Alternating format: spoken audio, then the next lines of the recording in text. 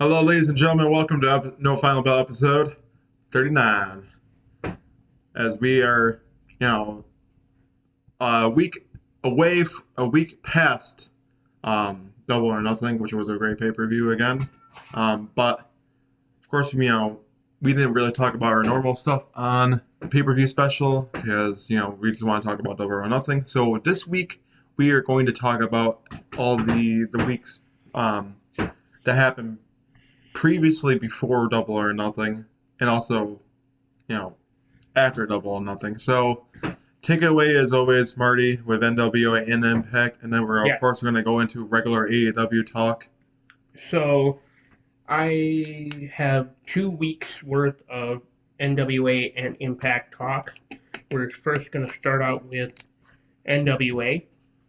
So originally advertised was going to be Harry Smith versus Mike Knox, but Harry Smith has not been medically cleared for competition, so Mike Knox needs a new opponent.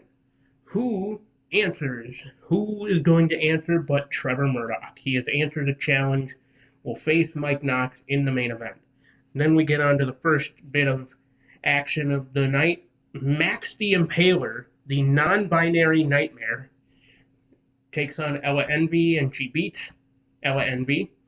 Then we have Scion, who is in a bit of a tough situation after uh, Austin Idol seemingly playing mind games in a sense, announcing that he is Scion's father. We don't really know what to make of that just yet, but Scion beats Joe Alonzo, and then we get to the main event. Trevor Murdoch wins by disqualification after Mike Knox put his hands on the official. And then, so now we get into Impact talk. We start off with the qualifier for the Ultimate X match. Trey Miguel versus Alex Shelley. Trey Miguel steals the win from Alex Shelley and will go on to Slammiversary.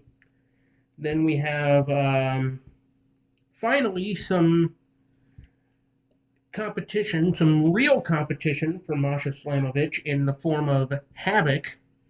And now I thought that Havoc was going to get the win over Masha Slamovich and actually, you know, give Masha her first real taste of defeat. But no, Havoc surprisingly put over Masha Slamovich, really proving like how dominant Masha Slamovich has been as of late in Impact. So Masha Slamovich beats Havoc and gave and Havoc took Masha's finisher, which shocked me as well. So then we get Jordan Grace and Chelsea Green. Jordan Grace beats Chelsea Green. It's, in a sense, a precursor to the Queen of the Mountain match at Slammiversary, but we'll get more into that because there's more precursors. Um, so, the Good Brothers versus the Briscoes have been confirmed for Slammiversary, and it will be for the Impact Tag Team titles. Then we get to a match that was very highly anticipated for this episode, this taping of Impact, as Chris Sabin versus Frankie Kazarian, a callback to 2003, I believe, either '02 or '03, when they first faced off in the Asylum. So but it ends in a no contest after Honor No More beats down the two men in the ring. And then we get to a bit of a brawl, but not really, as Honor No More has to be separated by security after Heath and Rhino get in their faces. Then we get to more in-ring action. Bhupinder Gujar and W. Morrissey take on Raj Singh and Mahabali Shera. Bhupinder and W. Morrissey beat Raj Singh and Mahabali Shera. Then we get to the main event of the night, Violent by Design versus the Briscoes and Josh Alexander in a six-man. Violent by Design beats the Briscoes and Josh Alexander. The main thing to take into consideration for that was that Eric Young got the pin. What does that mean for Slammiversary? Can we possibly see Eric Young once again hold gold in Impact I Wrestling? mean, it would be nice. It really would be nice. I know Josh Alexander just came back and won the title from Moose, Ah, but I really do think that Eric Young deserves another shot as being a world champion. Yes, I get it. He's with Violent by Design and probably should be going after the World Tag Team titles, but he's had that time. He's been the World Tag Team champs with Violent by Design. So I think that him getting another title opportunity in Impact is something that is well deserving of Eric Young. He's fought his ass off from being a comedy joke yeah. to being a legit, actual professional wrestler in Impact Wrestling. Well, So just think about it too. You know, he started. He has come a long way in the 20 years that Impact Wrestling has even been a company. Like, because, like you said, he started out as essentially like a comedy act, only winning like really like the secondary titles and like the mid card titles. I was gonna say I think it started with like the TNA Legends title. Then you had like the King of the Mountain title, the TNA like television title. Like TNA slash Impact Wrestling has had so many secondary titles other than the X Division title over the years, and now we have another one with the digital media title, and you know, so. But regardless, yeah, Eric Young, I don't think will be the, and even then, it doesn't make a lot of sense for Josh Alexander to have like a very short reign. I mean, he already pretty much had the shortest reign by far of a world champion, so he doesn't need to go through that again. Like, let him have a proper run with the world title and don't cut it short because, you know, like the story that they built up with Josh Alexander just makes the most sense. He's fought valiantly, like over literally months just to even get back to being in that title picture and actually being world champion again. So, but let's get on to the next week of Impact, last week's episode. We start off with another precursor, in a sense, to Queen of the Mountain as Mia Yim takes on Savannah Evans. Mia Yim beats Savannah Evans. Then we go backstage and we get a appearance from Shark Boy. Give me a shell, yeah. And Eddie Edwards bullies Shark Boy backstage.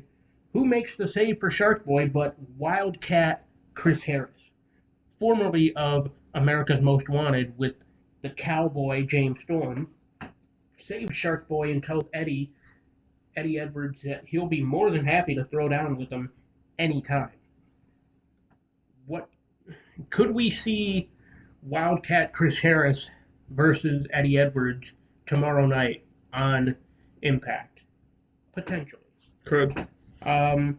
Then we get to the Ultimate X qualifier, I guess you could say, as Kenny King was going to put his spot in Ultimate X on the line against Blake Christian. If Blake Christian won, he would take the spot of Kenny King in the Ultimate X match. But ultimately, Kenny King beat Blake Christian, although don't take anything away from Blake Christian in that match. He fought tooth and nail to even attempt to get into the Ultimate X match, but Right. Kenny King just overpowered him. Still going to Slammiversary. However, big news for Ultimate X. Formerly of the Hybrid 2 in AEW, the man who ultimately, you know, his time in AEW cannot be overstated. Could he have gotten more opportunities in AEW? Absolutely. However, um, his time in AEW was certainly, like, it will definitely be nothing short of a great, like, run. But you're probably wondering who I'm talking about. I am, of course, talking about Jack Evans. He will be competing in the Ultimate X match at Slammiversary. Huge news. Huge news. He didn't even qualify either. He was just a shocking announcement for Slammiversary. I really think that Jack Evans will do amazing things in Impact Wrestling going forward. Who's to say he doesn't become X Division champion at Slammiversary? That would be amazing. But we'll just have to wait and see what happens at Slammiversary in that Ultimate X match. Then we get to a match that the implications behind it were because of what happened in the Gauntlet for the Gold. Rich Swann was in the match. He was waiting for the next participant, and Matthew Raywalt jumped off the commentary table and essentially threw Rich Swann out of the match, eliminating him from the Gauntlet for the Gold and eliminating any chances of him becoming the number one contender for the World Championship. That is how we got to this moment. And even then, he steps off of commentary once again to take on Rich Swann, who, by the way, is now the digital media champion. He won the belt from Matt Cardona at a Pro Wrestling Revolver event, and he also beat Matthew Raywalt, as I kind of expected would happen. But then we get into something that happened on BTI, which could potentially lead to a match on Impact Wrestling. Alicia Edwards was in a match on BTI, and then after the match, Masha Slamovich gave her an envelope, which was revealed on Impact backstage what it had inside of it. It was a picture of Alicia with like a bunch of X's on it, seemingly indicating that Masha Slamovich has her eyes set on Alicia, and needless to say, Masha's gonna kill her. So then we get some in-ring stuff. Good Brothers talking down the Briscoes, but Briscoes are done with all the talking. They want to fight, and they do. Good Brothers and the Briscoes engage in a brawl before Slammiversary. Then we go backstage. Josh Alexander gets beaten down by VBD, and he wants Joe Doring next week, and he will get Joe Doring tomorrow night. And then we have tag team action as OGK of Honor No More beat Heath and Rhino. And then after the match, the rest of Honor No More beat them down. And who makes the save and fends off Honor No More but Frankie Kazarian and the Motor City Machine Guns. And unfortunately, after the match, Rhino got Pillmanized. So he's going to be out of the picture. And then we get backstage with Scott D'Amore and the Machine Guns and Kazarian. He wants this mess with Honor No More to end. And so he told Kazarian and the Motor City Machine Guns to find two other people who are Impact tried and true, whether they're former Impact guys, current Impact guys. He wants TNA wrestlers at Slammiversary. So, yes, at Slammiversary it is confirmed. If Kazarian and the Machine Guns can find two other people who are Impact tried and true at Slammiversary, it'll be Honor No More versus the Machine Guns Kazarian, and 2 other teammates. So then we get the list of matches that are going to be announced for tomorrow night. We're going to have Rosemary versus Janelle Dashwood, and then we're also going to get Eddie Edwards and the OGK of Honor No More versus the Machine Guns and Kazarian. But then we get to the main event as Steve Macklin and Moose are going to take on W. Morrissey and PCO. And Steve Macklin and Moose beat Morrissey and PCO. And then after the match, Macklin and Moose beat down PCO. Meanwhile, Sami Callihan comes down. He is not done with Moose. No matter where Moose goes, and no matter what happens with Moose, he will always have a date with the Death Machine. Something tells me that at Slammiversary, it'll be Callihan versus Moose. But we'll have to wait and see. That is Impact. Now we get on to NWA. We start off the night with 2 debuting superstars as Matt Vine takes on Eric Jackson. Matt Vine beats Eric Jackson. We also have some big news as Matt Cardona unfortunately suffered an arm injury at a GCW event in Las Vegas.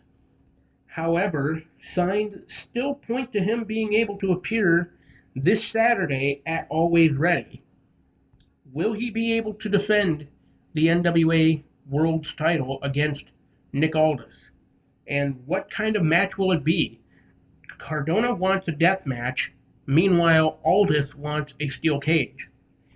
Because basically what it boils down to is Nick Aldis wants no more interference in this next title match.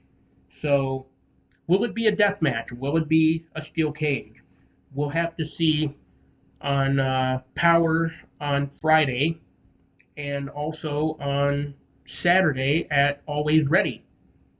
We'll have to see. But I can confirm also at the time of this recording that Matt Cardona has already had his surgery on his arm. But yeah, signs are still pointing to him appearing Saturday for Always Ready. I'm not sure how they're going to do it, but either way. Then we get to more in-ring action as Tom Latimer takes on Rhett Titus, and Tom Latimer beats Rhett Titus. Then we get to the main event of the night, Homicide versus Colby Corino for the junior heavyweight title. Homicide beats Colby Corino to retain, as I kind of expected he would. So that is NWA and Impact for the week. Now let's get on to AEW. Yeah, well, interesting thing, of course, of this recording, you know exactly what happened with CM Punk, but before we get to there, we will talk about what possibly did lead to the whole decision with CM Punk and the AEW World Heavyweight title. Well, there was a tag team match to start off Dynamite with FTR and CM Punk, which, by the way, if you know about CM Punk and FTR, he said something about, I think, wanting to join up with FTR and to have a trio. Like, if he was any, buddy he would want to team up with it to be in a trio, I think he said something about FTR. So, yeah. And, of course, you got everything with, Max Caster and the Acclaimed, and keeps on calling them the ass boys every time they come down. Yep. Where I really truly think before we go into how this match happened, what happened in the match, who won the match, I really do think that we're going to see a downfall of the Acclaimed and the so-proclaimed ass boys. I mean, the Gun Club.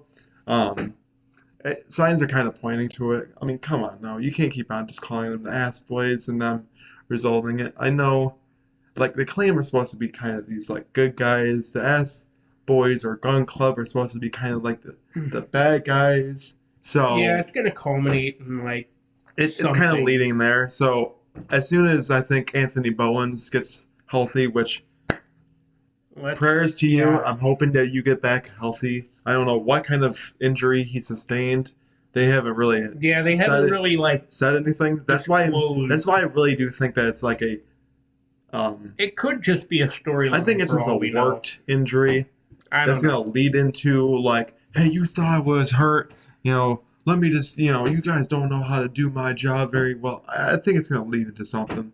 Yeah, because they always screw up the location. I hate to say it. I love the Acclaimed. I love everybody loves the Acclaimed, though. The Gun Club, but don't you get a very sports entertainment type feel from both of these tag teams? I kind of do. Kind of. Which, okay, yeah, I guess it fits for AEW but AEW is a very pro wrestling company, so, but.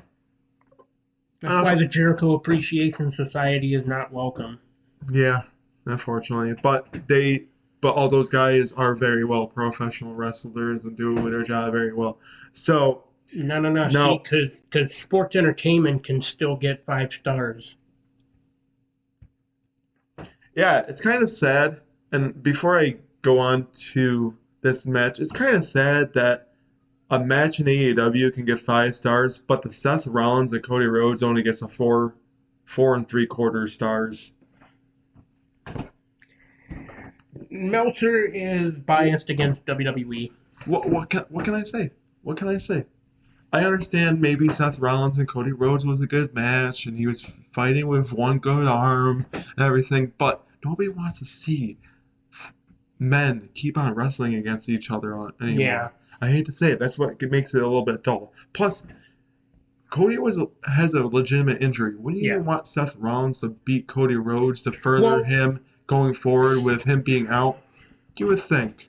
But if anything, what they should have done, if they wanted to have Seth get at least one win over Cody, they should have had Seth win at Extreme Rules or whatever pay-per-view was before Hell in a Cell, which I think was Extreme Rules. WrestleMania Backlash. Oh, yes. Okay. Yeah. So if anything, they should have had Seth win at Backlash, if anything, to get at least one win over Cody. See, but this is where they're already kind of messing up. But well, going a little bit more getting a little bit more on topic here. Yeah. So what happened in the match that resulted into CM Punk making the decision he did was he went up on the top rope, was trying to do a thing, and he slipped and botched his move. Came up limping. I figured that he did something to his ankle. Signs were pointing to. But he also could have injured it at Double or Nothing. We don't know when he got injured. I don't think so because he was looking really good and not limping or anything in that match. It was definitely during the Dynamite match. I hate to say it. I really do think. I really do think because because he literally was not feeling the same ever since that botched move. Which makes you think you're kind of getting up there in age, CM Punk. I understand you can still be a high flyer, but maybe you should limit yourself and not really be doing all the crazy things like doing a top rope move because we don't need you slipping and falling and hurting yourself even more. You're lucky it was just an ankle and not anything worse than that. It could have very well have been something worse. So prayers to CM Punk. I'm hoping that he recovers well. Of course, later tonight there will be a battle royal. Yes. And whoever wins that match will face off against Jon Moxley at Forbidden Door for the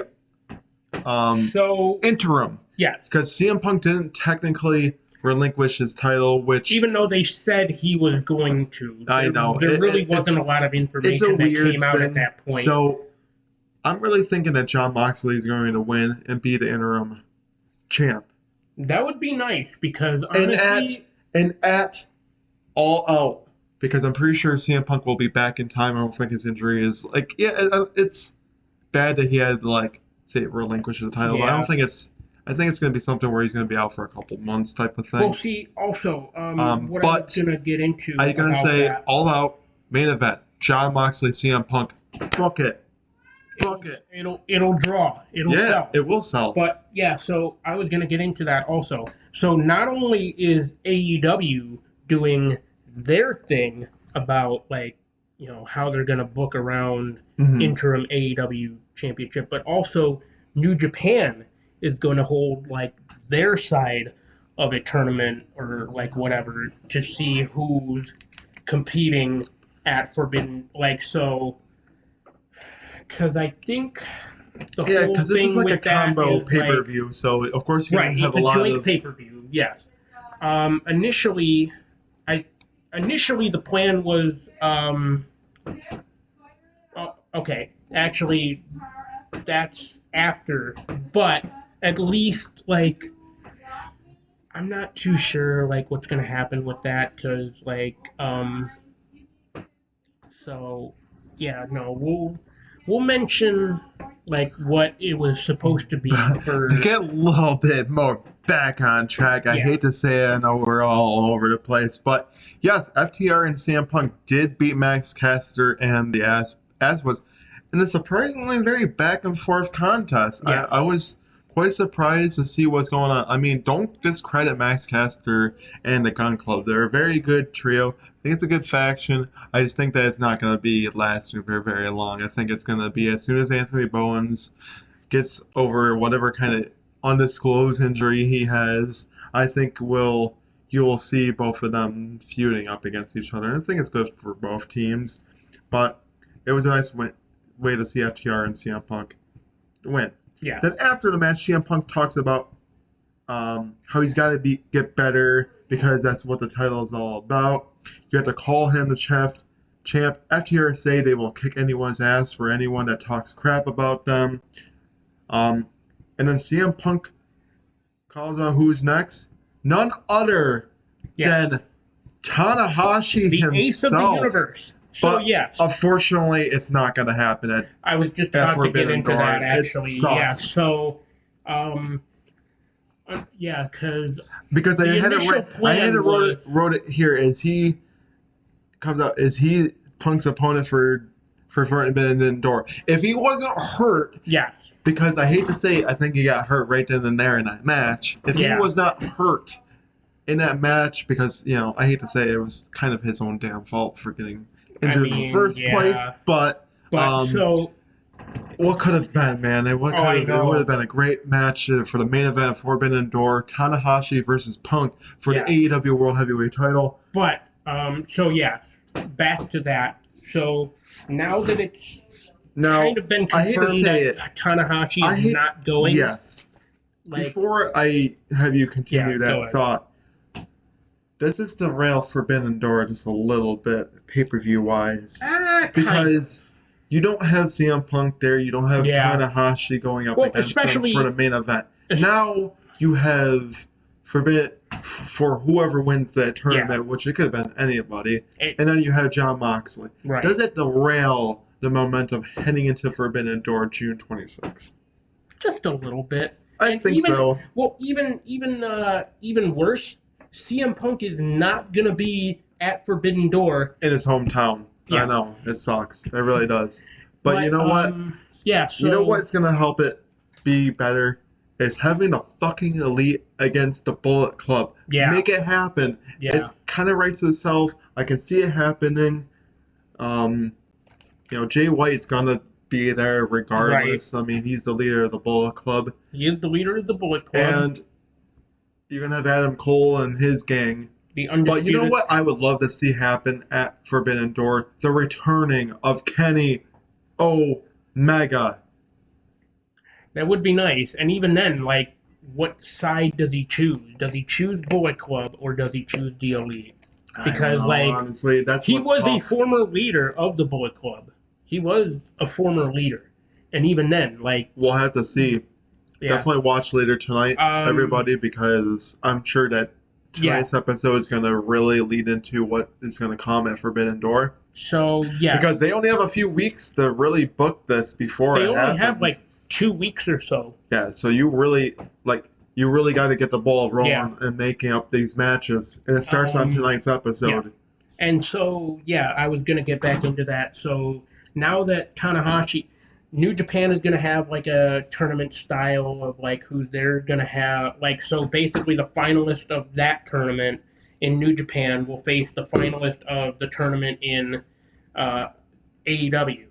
And so the winner of the Battle Royal tonight faces Moxley the next week on Dynamite, and then the winner of that goes on to Forbidden Door to face the winner of that tournament in New Japan, and who wins that at Forbidden Door, Oh, and then it's very convoluted. It's interesting. very So confusing. then again, it but could end up being Tanahashi against John Moxley, which would be a very good that draw. would be now. Here's another thing though too. It could also it's funny too because a lot of people have been saying like, oh, what if it's Toru Yano versus John Moxley at Forbidden Door for the AEW World Title? It's like, I mean, it would be a comedy match, but at least it would be a comedy match for Yano. So that's but why it I wouldn't definitely say that, you gotta watch out with both brands, both companies, and stuff like that, Hey, and see it could what's be gonna anybody happen. I from know New it could Japan be for that it could be anybody, It but could even be Goto for that matter. I guess I don't know. we'll find out. But there's one thing, if I want to talk about anything that was happening, it What if is. it's Ishii though? What if it's Ishii versus God, I Moxley? don't think it will be, honestly. But There's a laundry list of ladies possibilities. and gentlemen, we had a pipe on promo back in the day with CM Punk, and we got the man that has idolized CM Punk basically when he was a child. And that man's name is MJF, having a world famous pipe bomb promo in 2022. I never thought we would see one in modern wrestling and of today. We got one in WWE, now we got one in AEW. Well, I was gonna say I think Dad's answer. alright, yes. So MJF had a very world famous pipe bomb promo in 2022. So starting off, we hear from MJF. He says he's in a lot of pain from Sunday. He probably is. I mean, Emotional, physical. taking 10 power bombs from Wardlow, everything else going on with Boss Man, Tony Khan himself, and everything of no showing a meet and greet and possibly not showing up at Double or Nothing. Well, where 5 hours before the show he said he wasn't there, so I'm sure he came in like a surprise way. Nobody knew that he was there and everything like that. So yeah, says that the people want to hear him talk. Says that it's only just Max Friedman, not Maxwell Jacob Friedman. Not it's just MJF, the character. It's just Max Friedman talking tonight. Says it would be a real shame if something happened to embarrass Tony Khan with all the other main people that are there that he's talking with. Says he's tired to hash things out with him, and says it's too late to hash, to make things, better and to hash things out, which it probably is. I'm sure they've talked about negotiations in the past. Tony Khan's probably not willing to open up his book for him, stuff like that. Says he had to write his own ticket and gets no respect for writing this moment every time, which basically means that MJF has literally put his company on his back, and he probably very well has. He's put on some banger matches with, the Pinnacle, to Blood and Guts, to beating, Chris Jericho, to beating a lot of other stars, to not getting a championship in AEW. Like, what more does this man have to do and prove? Everything he touches turns to gold. Very debatable. I hate to say it. Expected to hit grand slams and does it on a weekly basis because he thinks,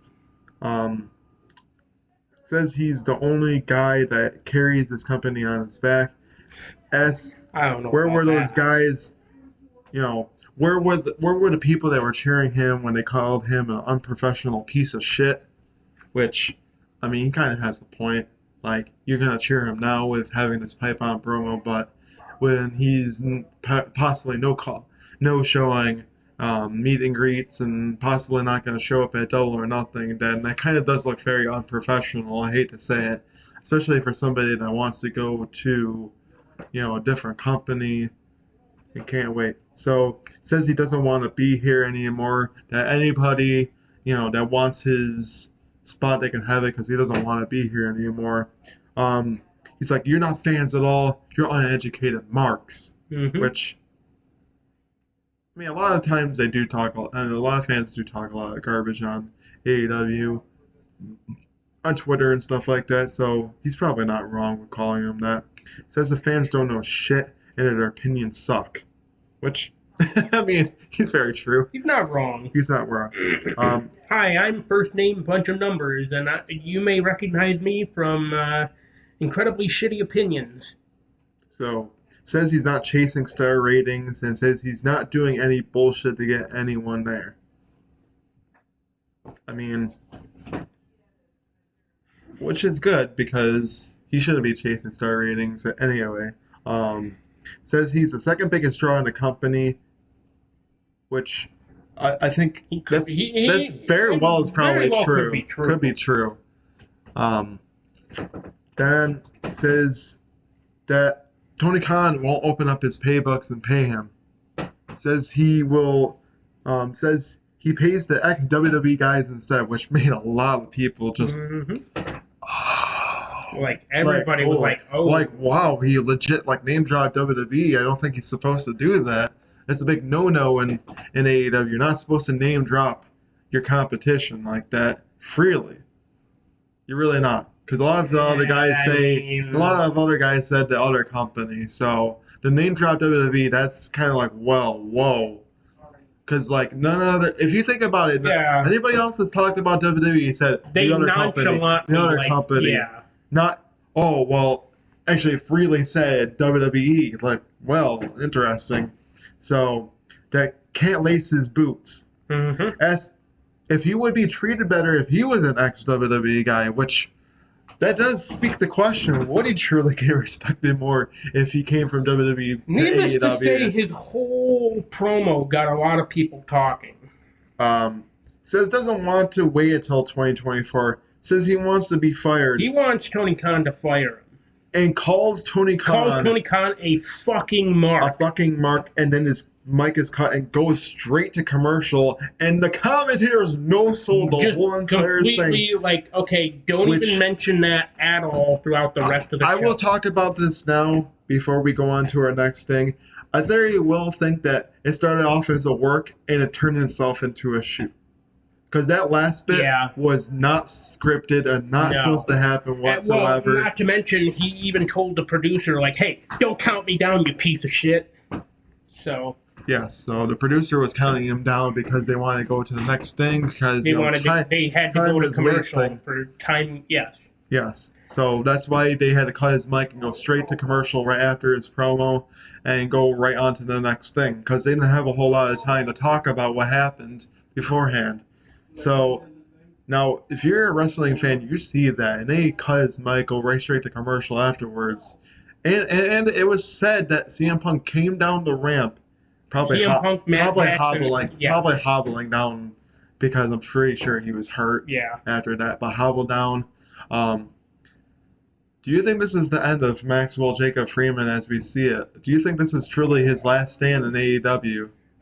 Well, it's funny you mention that, too, because as of this recording, I've seen an article from Fightful Select that he plans on going to Hollywood.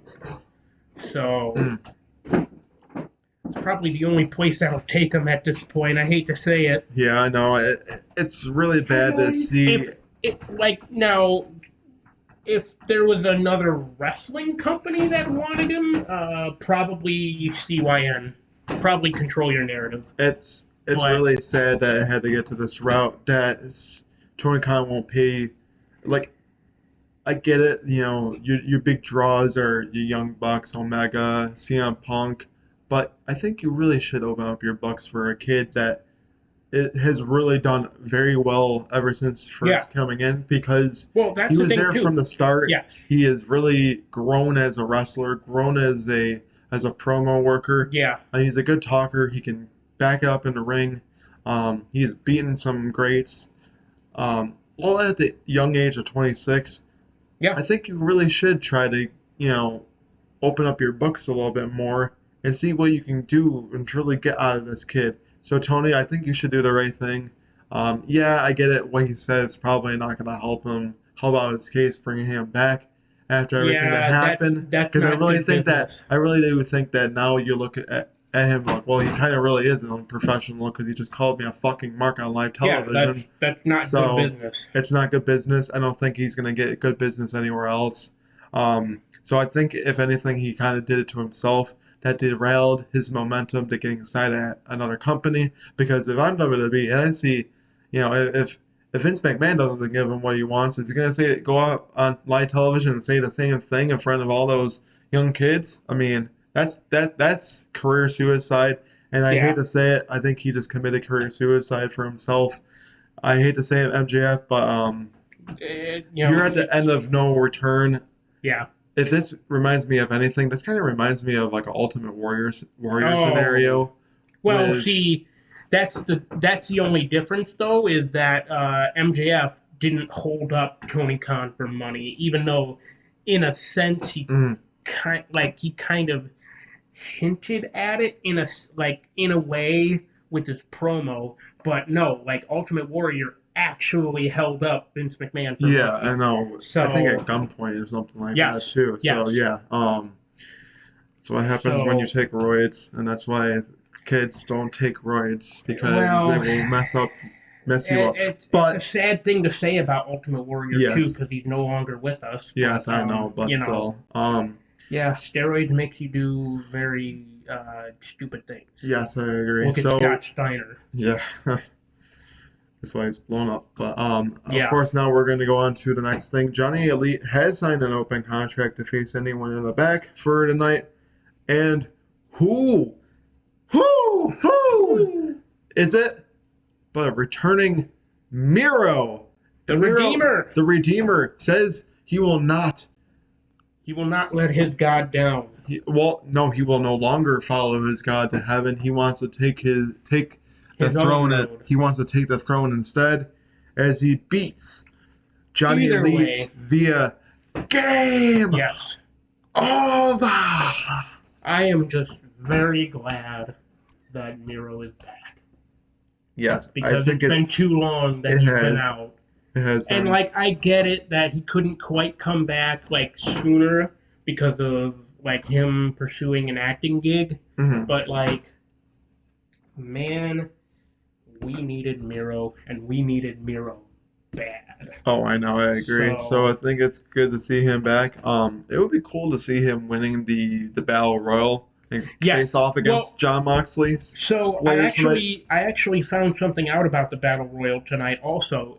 It is going to be casino style, and it will have a Joker. Really? It's too bad Miro couldn't have been the Joker. Oh, I know. That would have been... That would have been a bigger surprise than him. No, don't get me wrong. I'm not taking anything away from the moment with we didn't know that CM Punk was gonna get injured either. So this was kind of like a last minute planned thing that they had to oh shit, now CM Punk's hurt. But hey, who do we think could be the Joker? I don't think it's gonna be anybody crazy, because it's kind of last minute. I don't think it's going to be anybody you think it would. But who's to say that they couldn't have gotten a last-minute signing of hey, Punk's injured, and we have this battle royal. Do you think you could come in as a Joker? If I'm gonna think of anybody, probably like Johnny Elite. I mean, I get it. He's been technically with a company. He's not really signed, but having him as the Joker kind of makes sense, because then you can... I'll do you one better. If we're going by Johnny.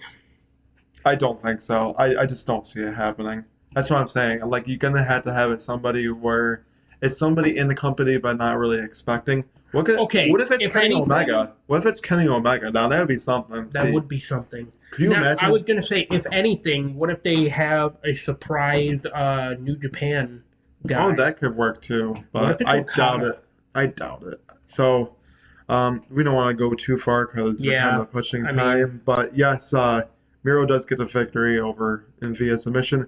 So Jericho Appreciation Society say they have dominated Anarchy in the Arena, and yeah, they definitely did. They whooped the living crap out of Kingston, Ortiz, Santana, Moxley, Danielson. No, it was that's it. Yeah, so that's it. 5 against 5. So yeah, they did. Says to the crowd that they should acknowledge us. I mean, come on now. AEW definitely watched the product. Oh, yeah. They watch WWE. And WWE watches AEW. They know what they're doing. So yes, they say to acknowledge us, which the crowd is like, kind of like, Okay, yeah, hey. Okay. Says that they're the Princes of Pain, which I don't know about that. I don't know about that. They get popped for me. Oh, I didn't even think about that. What the fans deserve is the winners in the Anarchy in the arena match instead of singing Chris Jericho's song, which definitely got a lot of boos from there. I hate to say it. That's why I have. All right, that's not enough. Yeah. You don't deserve to sing our song. You deserve to get the winners of the Anarchy in the arena match instead. Well, that's the thing too. I think it was on Rampage, but at least if we're gonna point out a sign of the week, Judas was a sports entertainer. Oh Jesus! Okay. Yeah. So what the fans deserve? Yes. So it came with a price with battle scars, and probably did. And Jericho almost got burned alive. And Bryan Danielson wanted to kick his fucking head in, and then he got choked out. Every time sports entertainers face off against pro wrestlers, the entertainers always win. And then Eddie Kingston comes out, says he wants to face all of them at once, right now. Then they want blood and guts. Will this happen all out? No, it will not. It will happen in Detroit, Michigan, at the Little Caesars Arena. I forgot what it was going to be. I think it was like... It's June 29th. June 29th, which is literally the week Dynamite after Forbidden Door and the week before Rochester, yes. But then Jericho Appreciation Society beats down Kingston, and Ortiz comes out and literally beats the crap out of Jericho. Literally hits him right on the face with... Also, yes, so I believe it is tonight. Hair versus hair match. Road Rager.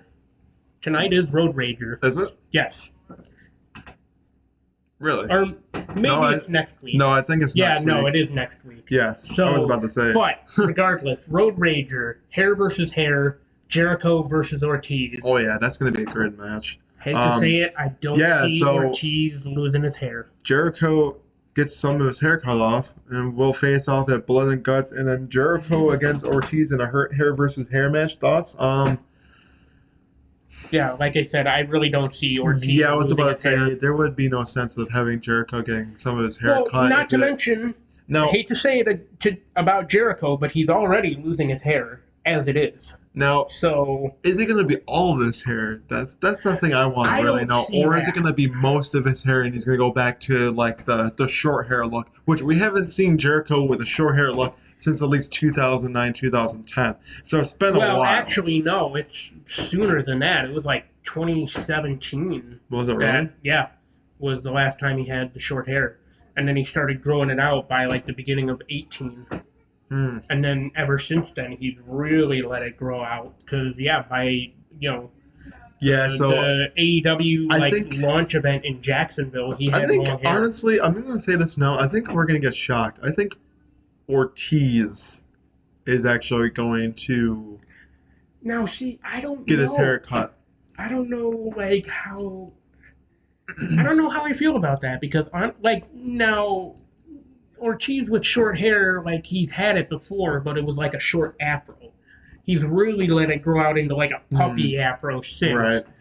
But even then, he has it braided now. It's not even... I think, I think we're going to get Ortiz getting shaved here. I mean, if it is truly Jericho, cool. But, I mean, it took him a while to grow all that hair, so I don't know how it's going to look with him, honestly, being bald for the time being. Yeah. It would be funny as hell to see it, but I don't know if that's going to be the true meaning. So going forward, we did say that, we kind of figured that Samoa Joe was going to lose, but that he's not truly done. As Jay Lethal's Sanjay Dutt Singh and Sanjay Dutt beat down Samoa Joe after his match at Double or Nothing. What does this mean? It means he's not truly done with them yet, and I think that means that he's going to have a meeting with Jay Lethal, maybe at the Forbidden Door pay-per-view. Would be nice to see, but I really think that Satnam Singh is going to have his debut match against Samoa Joe. it could happen. I don't know. I hope this is not gonna be a lengthy thing that happens. It's like they wrestle and go off from there, because Samoa Joe, I don't think, should be with dealing with Jay Lethal's thing and Dot for very long. So it definitely should happen. Don't get me wrong, but don't overextend it too much. Yeah. How about that? So going forward, Undisputed Elite and Hikuleo beat Matt Hardy, Christian Cage, Darby Allin, and Jurassic Express in high fashion. I'm hoping this kind of leads into, factors into almost like the Undisputed Elite against the Bullet Club, like I said, but we'll see. So going forward, Swerve in Our Glory seems to want to go for bigger and better things. Thoughts? It would be nice to see them go after the tag team titles. If that's the case, then they should have won him at Double or Nothing. Yeah, I agree. It would have been nice, but like, what the hell, Tony? But you also got to build them up as a tag team too. So they're already in like the top 5 of the rankings. Like, how much more build up do you need for them as a tag team? I know, but they also have to get some wins before they go after the tag team titles again. That I can agree with. So yes, going forward, Athena is all elite. Seems to want to go after Jade Cargill and beat her undefeated streak and win the TBS title. And when will this title shot happen? And could we get a 6-woman tag team match before we get the TBS title shot? Yeah, I think so. It makes a lot of sense that we're going to get one. I think it's going to happen later tonight, if it hasn't been announced already. But I think that we're going to get that match. Going forward, Wardlow beats JD Drake. Can he be a threat to anyone for a title?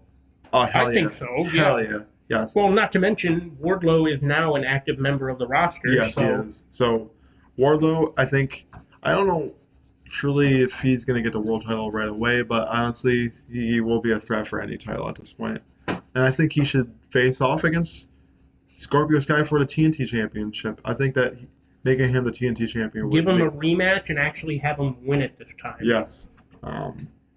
So Ruby Soho and Toni Storm face off against Britt Baker and Jamie Hayter, and surprisingly, Ruby Soho and Toni Storm beat Britt Baker and Jamie Hayter. So I hate to say it, so you have them beat Britt Baker and Jamie Hayter right then and there, but you couldn't have Ruby Soho beat Britt Baker at the pay-per-view. You had to wait until the week after, like a few days after the pay-per-view, and have her beat Britt Baker in tag team match. Come on. It almost kind of seems like they've given up on this is Ruby why I Soho think, in a way. I mean, I really do think that AEW should make women's tag team titles, because I think you can make it work in AEW compared to what can happen in WWE. So I really do think that Ruby Soho and Toni Storm can make good women's tag team champs. But we'll see. Tony Khan, do it. I mean, you already had the trio tag team titles built. So could you make the women's tag team titles a thing too? So yes. So what does this mean? I think that we're gonna see more between both sides with Ruby and Tony and Britt Baker and Jamie Hayter. It would be cool if they could announce, Tony Khan announces oh, I have a big announcement. We're making some women's tag team titles, and that both of these teams will face off for it. I'm like, that would be cool to see. I think that would be something exciting to see, something new. You can get the women a little bit more involved that don't really go after the big titles there. Yeah.